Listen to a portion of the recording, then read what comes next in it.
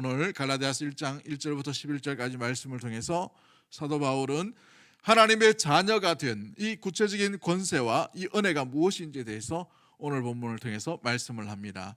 가장 먼저 하나님의 자녀의 권세가 무엇일까요?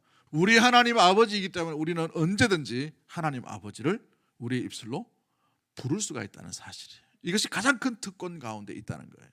우리 아버지가 누구인가? 아빠 아버지가 누구인가? 하나님이라는 사실을 잊지 않는 믿음의 모든 가족들 되기를 주의 이름으로 간절히 축복합니다.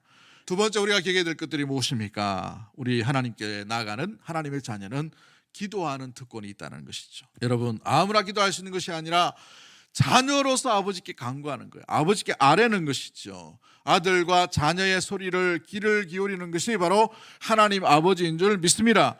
마지막 세 번째로 우리 하나님의 자녀의 권세가 무엇입니까? 참된 자유함을 얻게 된다는 것이죠. 참된 자유함. 어떤 자유입니까? 율법의 모든 얽매임에서 정죄함에 대해서 자유함을 얻게 된다는 것이죠.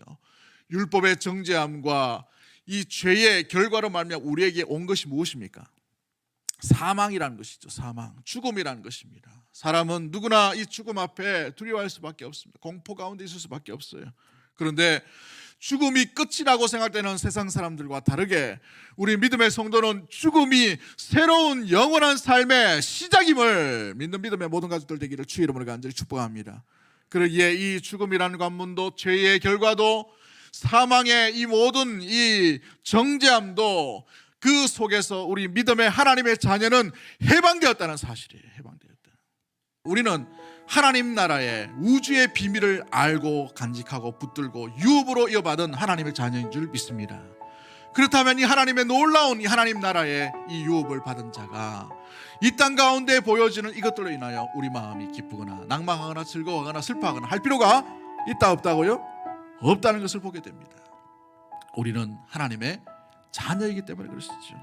자녀임에도 불구하고 종으로 살아가면 이 땅에 보여지는 얻어지는 것들로 인하여 우리는 무엇보다도 만족하며 살 것이에요.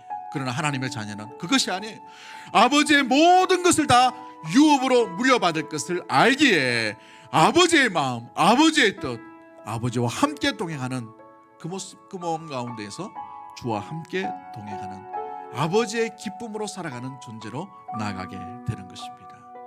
그 자녀의 권세를 누리며 살아갈 수 있게 되기를 주의 이름으로 간절히 축복합니다. 아버지께로 나아가는 참된 예배자 되기를 원합니다. 주님께서 원하시고 주의 능력을 베푸시기 원하시는 기도의 사람이 되기를 주의 이름으로 간절히 축복합니다.